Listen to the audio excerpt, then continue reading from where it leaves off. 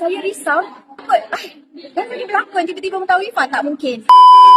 Untuk saya nak galas position mutawifah tu sebenarnya, saya malu, saya takut. Tapi kalau Allah izinkan betul-betul memang selayaknya, InsyaAllah saya teruskan. Sebab sekarang ni memang bila kita bawa jemaah, memang automatically orang akan kata dia mutawifah.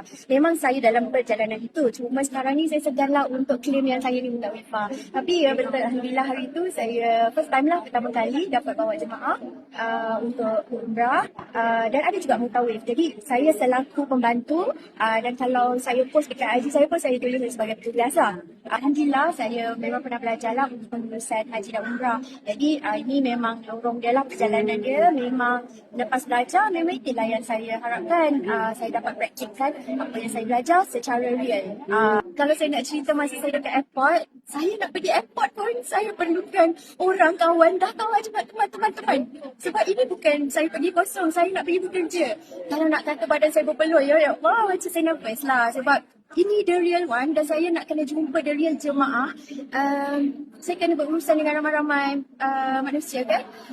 Dan of course lah saya nak pastikan yang paling utama sebabnya ini saya menyantuni tetamu Allah. Jadi besar tu tanggungjawab. Dari Malaysia, Singapura, Brunei datang dekat saya ucap tahniah dan saya juga terserempak dengan mutawifah lain kan. Diorang datang kat saya, diorang ajar bagi tips dekat saya. Masya Allah, tu saya cakap ya Allah, Allah bagi rezeki besar rezeki ni yang saya tak pernah terfikir pun benda ni.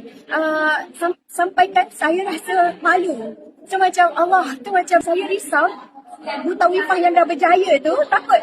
Dah tadi berlakon tiba-tiba mutawifah, tak mungkin. Aku susah nak macam tu lah. Saya ramai yang nasihatkan saya jangan fikir yang negatif dan sentiasa fikir yang positif. Jadi saya harap tak ada apa-apa lah yang negatif, lebih kepada yang baik-baik. Sebab kalau nak kata semua orang suka kita, tak semua orang suka, tak semua orang support kan. Walaupun kita buat benda tu kita rasa betul, mungkin ada yang tak betulnya. Kalau dia artis boleh, aku pun boleh macam tu. Jangan cakap begitu. Tapi itu segelintir lah yang saya dengar. Tapi apalah salahnya mendoakan baik-baik. Kalaupun saya dah terjerumus ke dalam ni, tak kisahlah yang artis tu, itu hanya orang kata title sebagai pekerjaan dia sebelum ni.